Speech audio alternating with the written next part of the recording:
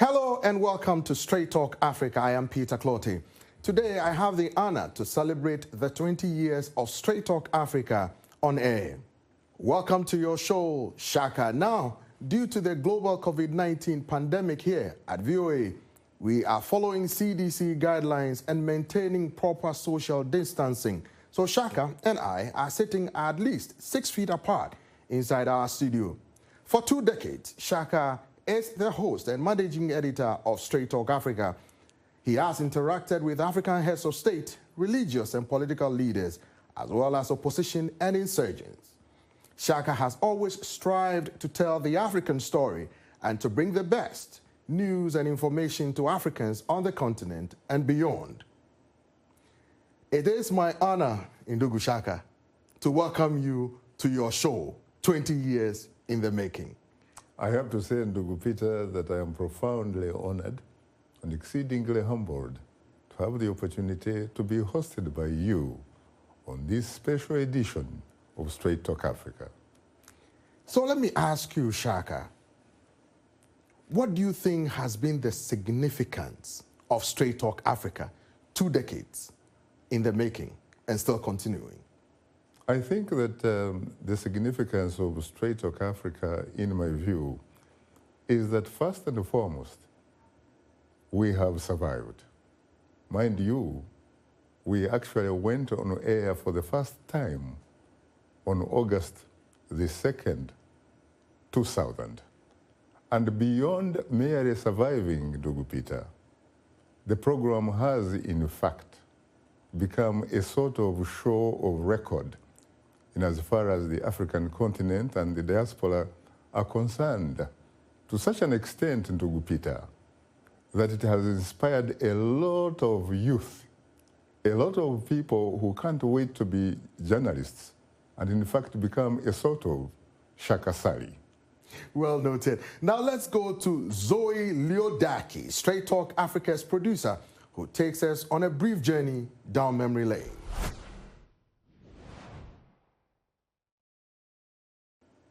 All right, stand by. Here we go. In 3, 2, 1. Hello, welcome to Straight Talk Africa. For 20 years, Shaka Sali has been hosting Straight Talk Africa.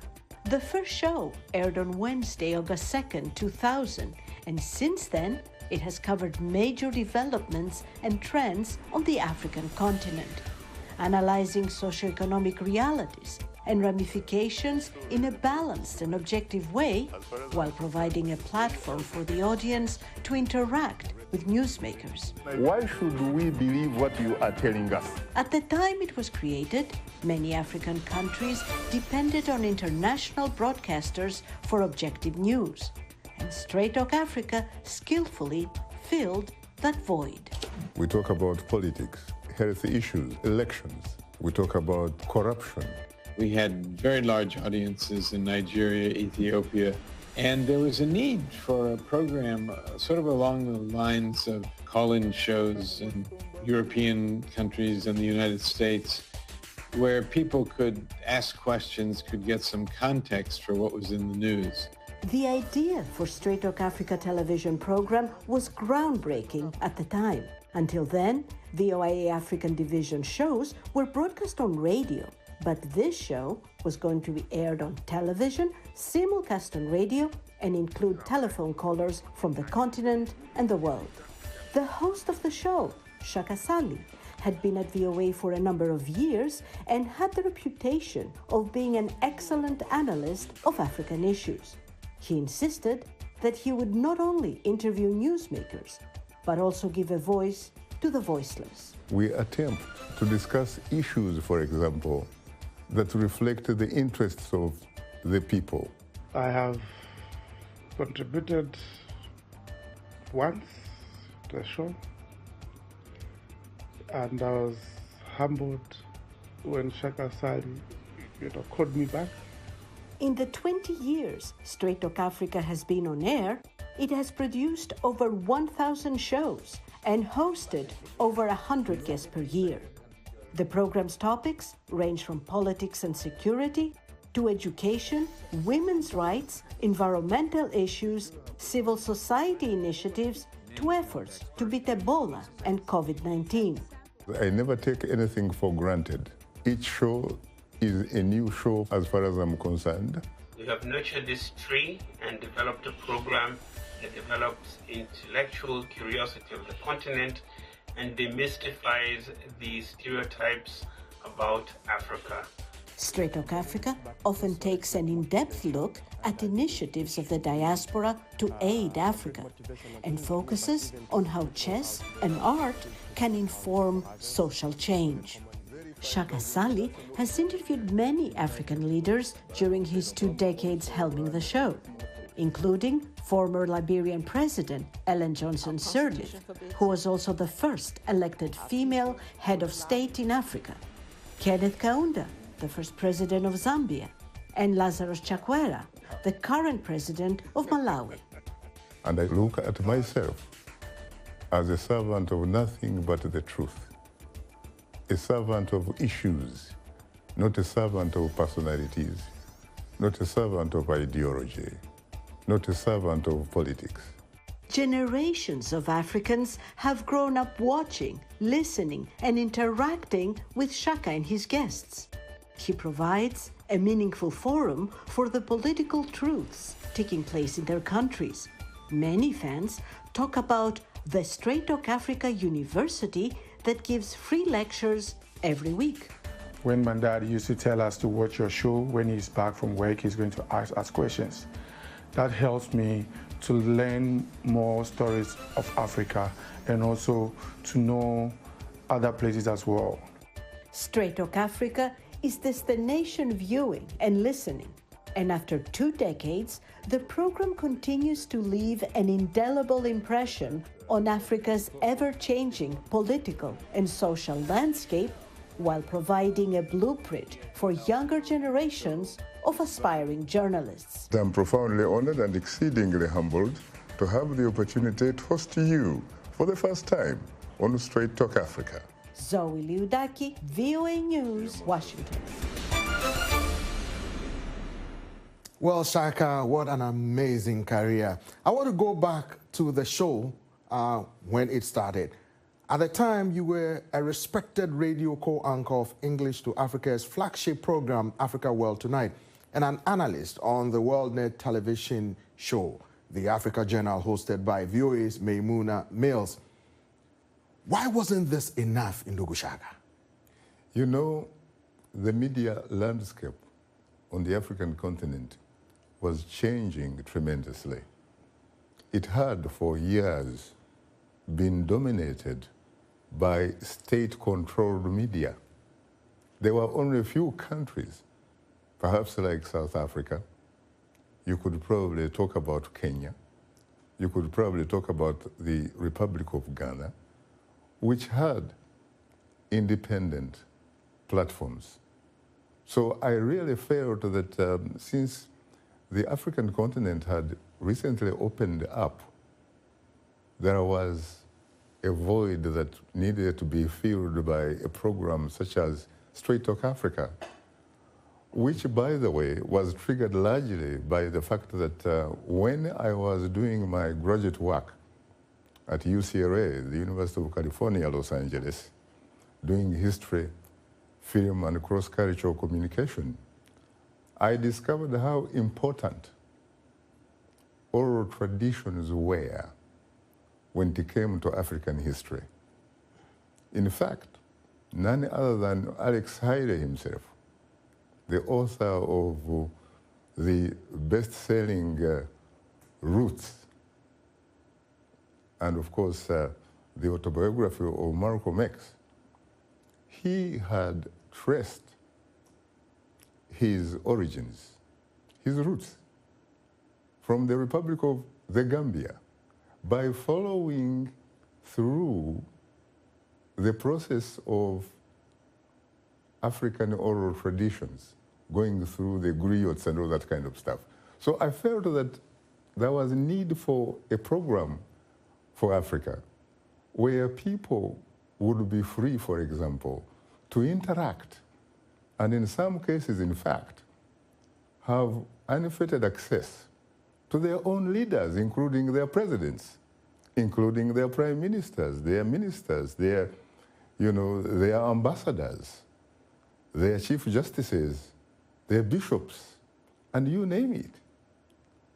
And it worked, because at one point, as a matter of fact, we received overwhelming reaction suggesting that Straight Talk Africa had, in fact, in their view, not mine, succeeded in becoming what they characterized as a Pan-African sort of parliament. That was before the establishment of the Pan-African Parliament, which is based in Midlands, South Africa. Now let's take a look at what WEWE management thought at the time about Shaka and how Straight Talk Africa was born.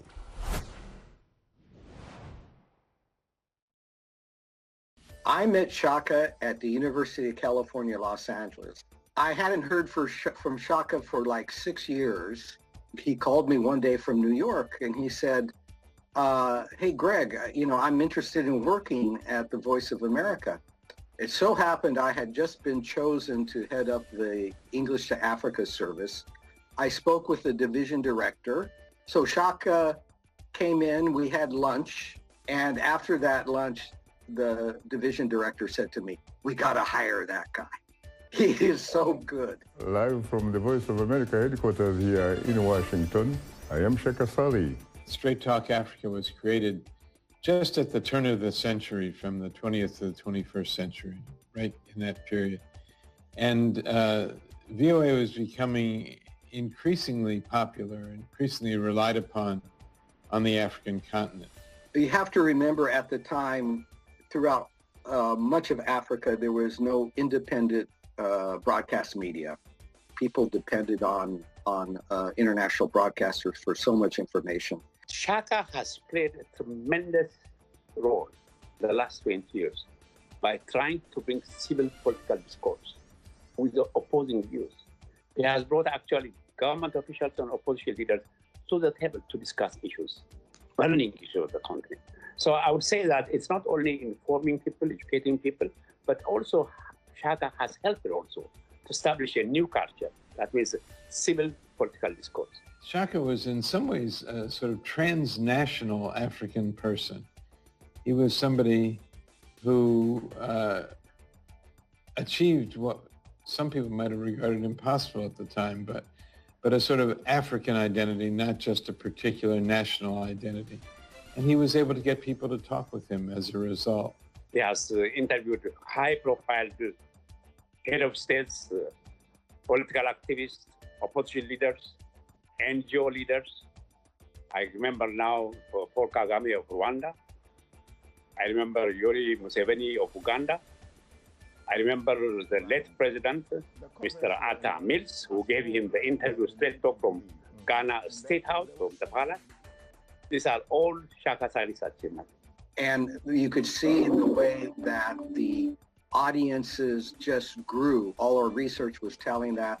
He was able to draw information out of people that not everyone would be able to do. They trusted him. His knowledge of Africa, his reality, his sensitivity to African issues. More meaningful information to Africans all over the continent about what was happening there. This anniversary is a great anniversary. It's a recognition of Shaka Sali, his greatness, an incredible, well-versed, highly skilled journalist, actually. I congratulate him, and I congratulate also every producer, line producer, every team in that Straight Talk Africa should be also congratulated. It's the greatest achievement. In the last 20 years, what has been some of the key highlights of Straight Talk Africa? First of all, Ndugu Peter, that is a very, very important question. You cannot believe that right from the birth, right from its inception, the impact was incredible. For example, I recall in 2002, hardly 2 years the program had been on air. Ethiopia and Eritrea were fighting what former US President Barack Obama would probably characterize as a damn war. Brother fighting brother for a piece of sand territory called Badme. And the international community had somehow, the tribunal, ruled, in favor of one over the other. So we had the program, and 2 ambassadors, each of them, of course, being plenipotential and extraordinary. There was the ambassador representing Ethiopia. There was also the ambassador representing Eritrea. And as we discussed, the Eritrean ambassador seemed to be more effective. This man had, by the way, before the rebirth of Eritrea, had been an Ethiopian soccer megastar. And now he was Eritrea's ambassador to the United States. Suddenly, there was a call. And the caller on the other end, calling from the Ethiopian capital, Addis Ababa, said his name was Abebe. And listening to him in my ear, I heard someone very unusual, someone remarkably articulate, remarkably authoritative, remarkably confident, and essentially he was talking about how, for example, the Ethiopian ambassador did not seem to represent the reality of what the tribunal had ruled. Would you please ask the ambassador to show you, on the basis of the black line, where Badme is, and if Badme has been assigned to Eritrea on that map? And you know what? The Eritrean ambassador, who had actually been a freedom fighter also, and had been, in fact, with Meles Zenawi, who happened to be, at the time, the Prime Minister of Ethiopia, said, that is not Abeba, that is Meles Zenawi, the Prime Minister of Ethiopia. This man was watching us live from Addis Ababa. At the time, we were basically going global live via SABC, the South African Broadcasting Corporation Africa. Satellite could take us all over the place. So such was an impact. A whole prime minister of Ethiopia, which happens to be the second largest country on the continent after Nigeria, with a population of more than 105 million human beings. He was calling from Addis Ababa to Straight Talk Africa. Interesting. And talking to the Kabale kid, a kid that had really been an obscure type of kid in Kabale and had walked to Washington, D.C., and had now become an international, really sort of household name, especially in Africa and the African diaspora homes. And then there was also another case. We had a program on Nigeria. The key host on the program was the Nigerian Vice President, Atiku Abubakar. He was Vice President of General Olusegun Obasanjo, retired but certainly not tired, who was then President of Nigeria. We're talking about essentially 2000, when the program had just actually come on air. And he was asked by some Nigerian audience, talking about how since the end of the civil war in Nigeria, the Igbos who had failed, of course, to sustain Biafra, which they had declared their homeland, he had said were being discriminated against to such an extent that even after 30 years of the war, there was not a single Igbo general in the Nigerian Armed Forces. You cannot believe, Ndugu Peter, that within 2 weeks, even though the vice president was claiming that they were Igbo generals, and when I asked him, could he name 1, 2, or 3 specifically, he couldn't. You cannot believe that within 2 weeks, Abuja, the capital, appointed 3 Igbos to the ranks of general, brigadier general, major general.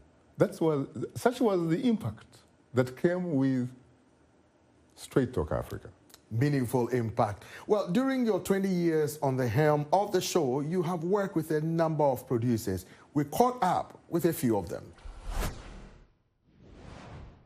Welcome, Straight Talk Africa. I like the host of the show. Shaka is a gentleman and a scholar. He was a very knowledgeable person, first and foremost. Shaka likes in-depth conversations based on facts, and he doesn't like polemical debates. Being able to use leaders of many different countries that Shaka could pin down, a president could be seen anywhere in Africa. And when it comes to asking the tough questions, he's not afraid to do that. Is that something that you could even remotely think about? Our Constitution forbids it. I thought I knew a lot about African politics and the nuances of it all, but Shaka, he knew it all. And Shaka uses facts, uses the historical context of a situation to get as close to the truth as possible. We had the voices of everyone, the scholar, the politician, the NGO, and the most important voice, we were including the voice of the audience. It wasn't just Africans in Africa who were calling us, it was also people from diaspora. Many times we got calls from London, from the Netherlands, from Greece even. So Shaka helps people connect with their history and also understand their rights. In the meantime, get better, not bitter, Africa. Oh, Shaka had some Shaka-isms. When he was interviewing somebody and they weren't really quite telling the truth, or as we say these days, they were giving you fake news, Shaka would turn to them and say, "Is it?" was one of his favorites. And then he'd say, "Really?" And then would come the killer questions. My favorite Shakaism is the president and the government are employees of the people. It's a perfect phrase. It talks about socioeconomic justice and respect to human rights, and it applies to any country in the world. The greatest friend of the truth is time, her greatest enemy is prejudice, and her constant companion is humility. So I think that encompasses everything about him, the show, and I just think it's the best statement that we worked on our work ethic to bring the show together every Wednesday to our audience. And please remember to keep the African hopes alive. And now, Shaka, in addition, Straight Talk Africa, you have another weekly show, Shaka Extra Time. Tell us about the show. Basically, Ndugu Peter, what triggered that show, and you are talking about, of course, the Shaka Extra Time, which is hosted by my colleague, Paul Ndiho. That show was triggered by Straight Talk Africa. There was a gentleman who sometimes I'm tempted to say qualifies, frankly, to be one of my mentors in television journalism, the late Bob Long. I'm sure you knew him. Yes. Bob Long at one time was in charge of NBC television in this city, Washington, D.C., and Los Angeles, the city of the angels. Bob Long came to work for the Voice of America as one of those senior program reviewers. As he was reviewing various television programs out of this building, he came across Straight Talk Africa. And being a television man, by the way, he had served in the US Army as a captain, and I had also served in the Ugandan Army as a lieutenant paratrooper. So I used to defer to him. I used to call him Captain Long. He would say, well, go on, Lieutenant. Bob reviewed some of my programs, and he reached one conclusion. He said, first of all, in his words, not mine, that Straight Talk Africa was probably the best program that came out of this building. It connected with the audience effortlessly. And he said the reason was because of the host. And he said the host had three things going for him. He was, first of all, informed. He was authentic. And he was sophisticated. And so he actually suggested to the WEWE senior management that the WEWE did not seem to understand the sort of intellectual diamond that it really had. He actually said that they were underutilizing Shaka Sali. He was an admirer of a great journalist at the CNN at that time called Anthony Bourdain. You know this guy, he used to go around and eating food and all that kind of stuff. And he was a great guy. Right. Yeah, he was in fact a household name globally.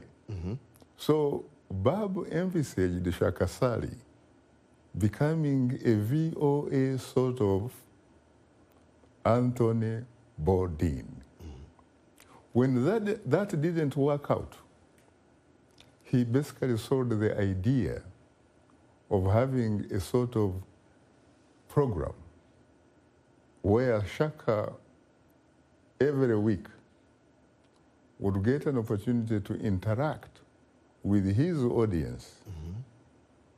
So, you know, explaining some of the things, for example, that had been on previous, you know, Straight Talk shows, and providing some kind of solutions to some questions.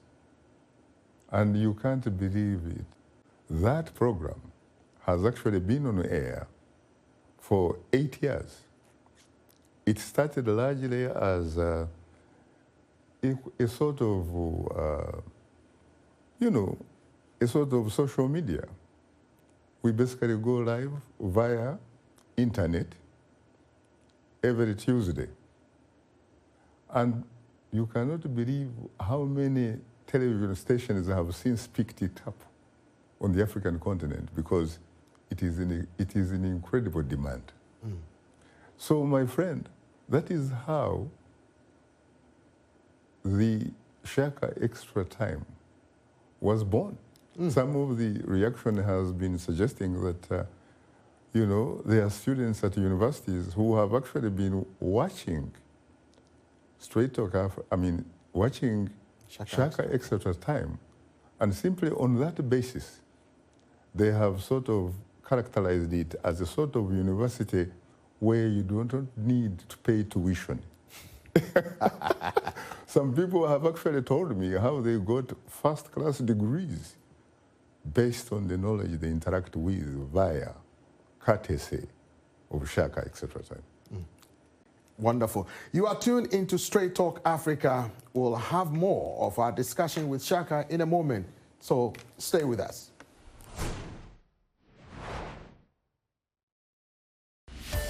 I am profoundly honored and exceedingly humbled to have the opportunity to host the three of you on Straight Talk Africa. Time happens not to be our best ally. Time is not our best ally, Dr. Riek Machar, because apparently there is no democracy in Studio 52. If your producer says to go, you have to go like Surgeon. In the meantime, get better, not bitter, Africa.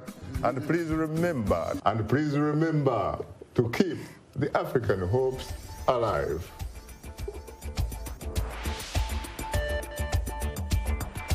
Well, Shaka, your producers a little while ago were talking about Shakaism. What are some of the Shakaisms that readily comes to mind? You know, first of all, as a young kid, high school kid, I was attending Shigezi College, Butoveri, in Kabari. It was a very, very good school. It was very difficult, actually, to gain admission there. But once you got there, if you did not like the sciences, like physics, chemistry, additional mathematics, and stuff like that, you realized immediately that you were in the wrong place. It was like a department of science and mathematics. Right. And there were so many smart kids. So one day, I had this professor of mathematics, Eero Covin. He was from the United Kingdom. I had also been an athletic superstar. I used to do 400 meters hurdles, triple jump. I used to do 400 meters relay. And I used to be the striker as one of the members of the first 11 of the football team. I used to be so good that sometimes, unless I was in the lineup, the school wouldn't score. So I took it, I basically focused so much on sports. And I was interested in what was described as the arts, right, which did not seem to have a place there. So one day I am in a mathematics class, and Mr. Coven looks at me and says, you know, you may be faster than your colleagues on the track, but I can assure you, based on your abilities or lack of abilities of mathematics and sciences, I do not think that you will end up as anybody. And so, for that reason, I started developing some interesting Shakisms to reflect, for example, how that statement really challenged me. On the face of it, it looked like it was a very negative way of looking at you, and that you could probably lose hope in yourself. On the contrary, it actually inspired me to be the best that I could be at whatever I liked. So one of the Shakisms for that reason is the best revenge is massive success.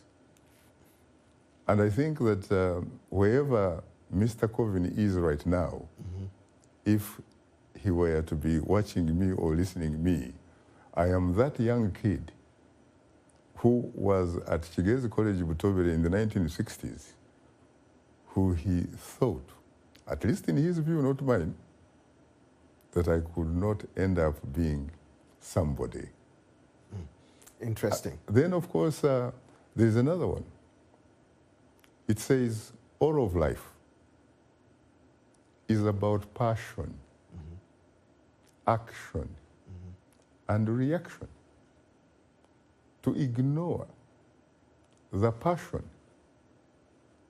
action, and reaction of your time or your generation is to risk having not really lived at all, occupying space, Ndugu Peter. I am glad I never occupied space. Well put. Over the years, you've had a number of guests that often return to appear on the show. We caught up with several of them.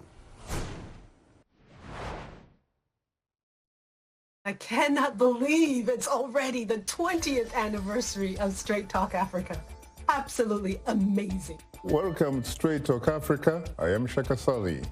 VOA Straight Talk Africa has done exceedingly well to cover contemporary issues, political, economic issues, social, cultural issues that are taking place in Africa in a timely and fashionable manner. And I think it provides a platform for a really fair and impartial, objective sense of things on the ground in Africa. The show is an icon. It is the marquee show for African affairs. It gives an expansive understanding about African politics and African future. Well before social media became such a thing, Straight Talk Africa was there with interactive media, with audience participation, with fresh, up-to-date news analysis and information. In a lot of these dictatorships, the chief executives not only controls the executive, but actually controls the legislature and the judiciary. That's a very good point. Whenever I'm with him on the show, it's just amazing working with Shaka. You know, his depth of knowledge on issues, his knowledge on factual developments on the ground is just incomparable.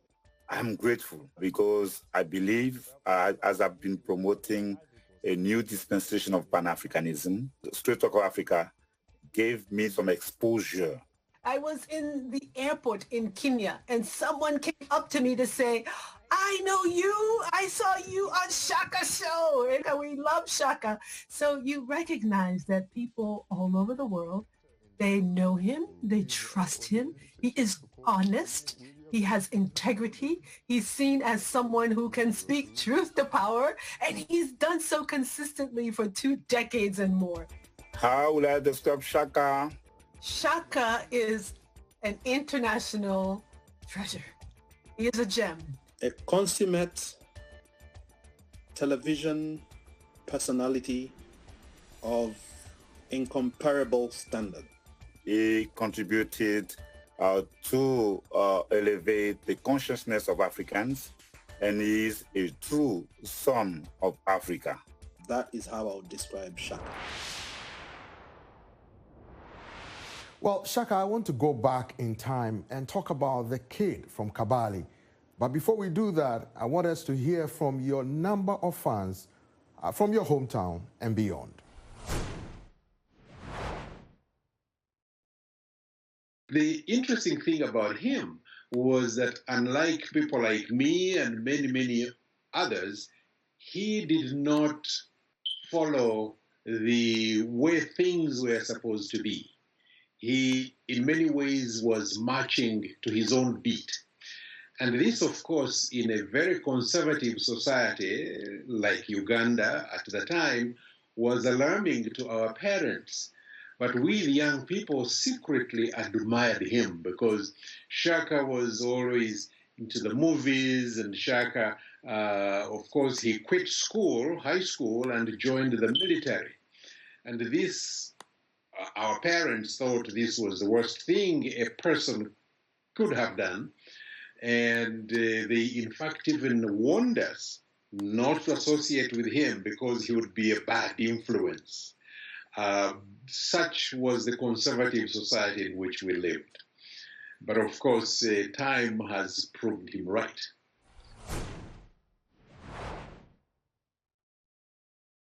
And what I like about Shaka the most, he's always has time for his fans, whether they're presidents, ministers, or just a plain shopkeeper. He treats everyone the same. So that's the great thing about Shaka. He, everyone's treated the same and respected the same way. So it's nice to see that. So Ndugu Shaka, you dropped out of school and joined the army. Why the army?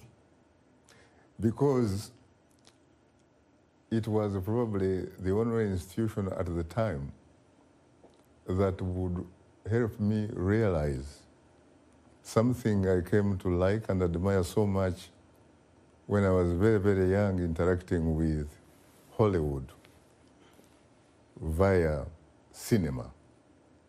They call them movies here in the United States. We call it cinema. And I think it is the same thing, actually, in London. I fell in love with the cowboy genre. I liked the Duke, John Wayne. Mm-hmm. I liked Gene Autry. I liked Clint Eastwood. And I liked Jimmy Dean, and Jimmy Dean especially because you cannot believe this. Even if I had the power to write a script, I could never have done that because many, many years later, I end up at UCLA, a world-class film school, among others that has produced Jimmy Dean, a guy who was supposed to be a rebel with a cause. He actually went to that same film school. Francis Ford Coppola, a guy, of course, who brought us the sequels of The Godfather. Mm-hmm. We basically pretty much breathed the same air in the same building. We basically enjoyed the sculpture garden on the incredibly beautiful campus of UCLA. So when I liked those cowboy generals, or the spaghetti westerns as they are called sometimes, I also liked the pistol. I liked the power of the grenade. Those types of things. I liked the stunts. When I look at the cavalry where I was born and grew up, there was only one institution where I could have unfettered access to some of those gadgets. It was the military.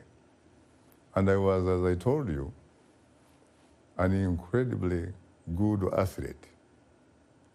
And so the military was terrific. And frankly, I am glad that I actually made that detour, because I do not believe, frankly, that the shortest distance between 2 points is a straight line. It's a detour. And frankly, I am here interacting with you, Ndugu Peter, perhaps precisely because I made that detour. It is the military that opened my eyes, that made me grow. It taught me that you either have to self-destruct or grow up. And I'm glad that I chose the latter. But it helped me. I was a sort of adventurous type of guy. Mm-hmm. But I was also equally fiercely independent-minded. Mm-hmm. That second quality is something that could not quite possibly be tolerated in an institution such as the military. Mm-hmm. But I was in the army as an officer cadet for training for 2 years, and boy, did I grow up. I met so many different types of people. People who had dropped out of universities, people who had legitimate university degrees, people who had gone to different universities, schools abroad and what have you. And I was very young. I was almost doing catch-up, every time I could think about it. Mm. I wanted to be like some of those people. I remember asking an Israeli officer cadet one time, I said, what did you do to be so smart? You are so smart in class. He said, books, books, books. But you know what? If someone suggested that I was perhaps a remarkable case of a second birth in one lifetime, I wouldn't deny it. Mm. Now, Shaka, we reached out to your viewers and fans on social media and told them we are celebrating the 20th anniversary of Straight Talk Africa. We were inundated with comments and videos. Let's take a look.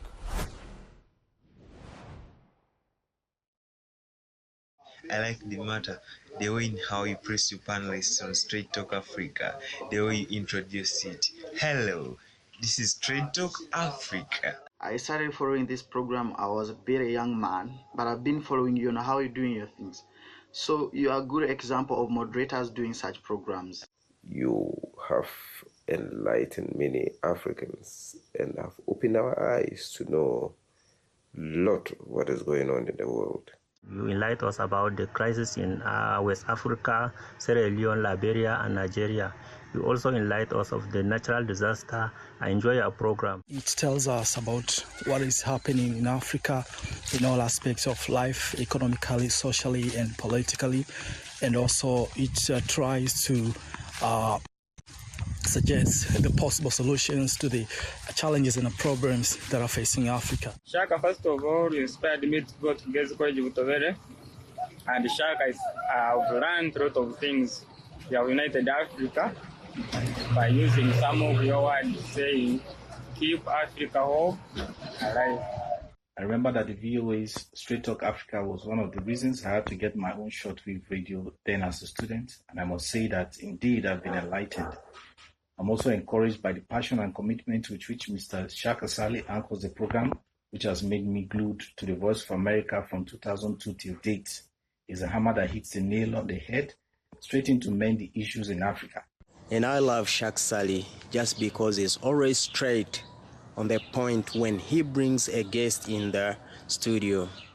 This last 20 years of service on Straight Talk Africa has been so evidential and has certain that Africa voices can lead to its development. With the Shaka influence to African leaders and even the youth here in Africa, one day, one time, Africa will be peaceful, and my country, South Sudan, will also be peaceful. Let me use some of your words that you use at the end of your show. Get better, not bitter, and keep the African hope alive.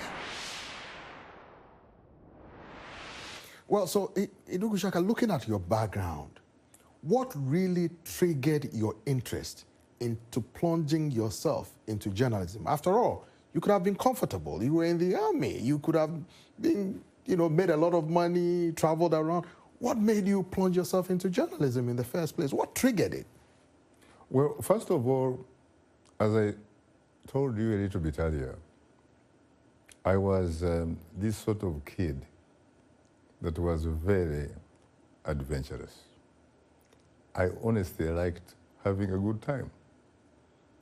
And I used to like the army, especially when I became a paratroop lieutenant with my wings.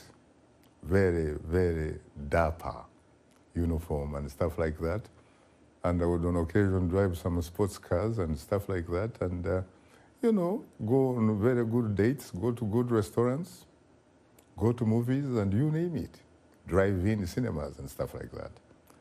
So what happens is that along the way, I also sincerely became socially and politically conscious. Because being in the army, you begin to understand clearly what a government is or a government is not. And it so happened that while I was in the army, there was a military coup, which essentially brought General Idi Amin Dada to power.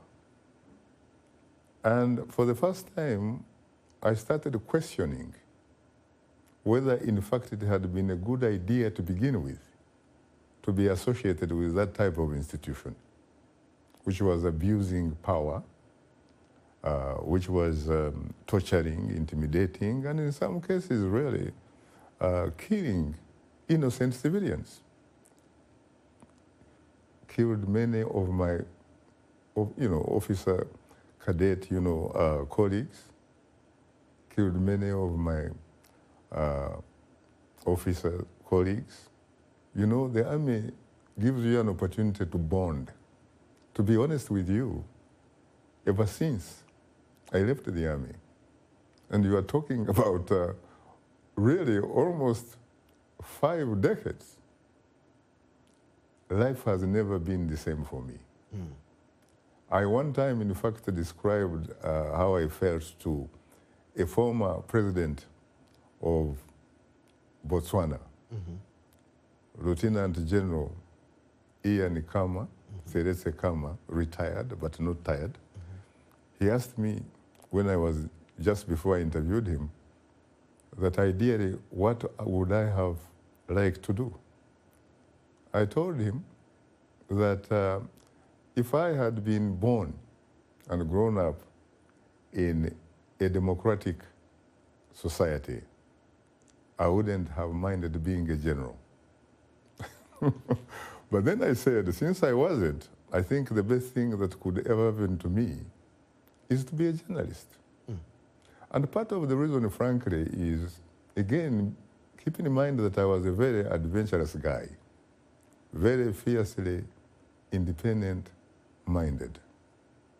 I also liked to travel. I liked to see places, but I did not have that kind of money. And I was not really good at making money, and I never even wanted to do it. I don't like business, even though my father was a successful business person. It is my sisters who have actually ended up borrowing that leaf from my father, and they are some are successful entrepreneurs. But I also borrowed a leaf from him, which was somebody that was interested to know what was happening in his surroundings. He had bought a radio earlier, Pi radio, with earth wire, transmitter, a huge battery, like a block. I always sat by him on the fireside, listening to the news as he listened. And so what happened was, I felt when I sort of grew up, that the best thing that probably could really happen to me is for me to be a journalist, so that somebody or some, big institution could be kind enough to hire me so that I could use its money and resources to go around the African continent and indeed the world. And that has happened. In fact, to be honest with you, I can tell you from the deepest, better part of the bottom of my Kabale heart and soul that I am so lucky that the Voice of America as an institution pays me for doing something that I would probably do for pro bono, something that I would do as a hobby. You earned a Doctor of Philosophy degree. However, you pretty much don't like using it. Some people call you Dr. Shaka Sali. You don't want to be called Dr. Shaka Sali. Why? Well, first of all, what is beautiful about it is that, as you put it rightly, it is an earned doctorate degree. I have the rights and full privileges of the University of California to call myself legitimately Dr. Sali. But it's not the salutation that makes you a doctor. I honestly feel that at the end of the day, what I do, so long as it reflects the training that I acquired, that is good enough. Because I grew up in an environment where the only person you refer to as a doctor is a doctor with a real clinic. Someone that treats people when they are sick. And so I can imagine myself back in my Kabale setting, you calling me a doctor, and a kid suffering from malaria or whatever it is, and the mother would immediately run towards me and say, "Doctor, could you please make a difference here?" So that's part of the reason. And guess what? Hosting this program, Straight Talk Africa, has also really helped me in many, many, many different ways. It has educated me. It has liberated me. For a kid from Kabale who used to suffer from what I call intellectual kwashako, that kid came to the United States. That kid lives and has a platform originating from the de facto political capital of the world. This is a place, whether you like it or not, where some of the decisions that affect all of us globally are made. So I'm proud of that fact. And also, I think here I should say that I shall always owe a huge, profound debt of gratitude to the American people for having given me the infrastructure, the educational infrastructure that has helped me from being an obscure cavalry kid to a household name in many, many African and global homes. Ndugu, for 20 years, you've hosted and managed Straight Talk Africa. From its inception, or when it was conceptualized, how have you managed to keep it for 2 decades and still running strong? First of all, I have to say that I am not a very spiritual person. But I sometimes think that when somebody says that you are blessed, maybe there is a point. Right. But one thing I can assure you is that for me, when it comes to Straight Talk Africa, I remember the first interview that I received just before the first edition went on air.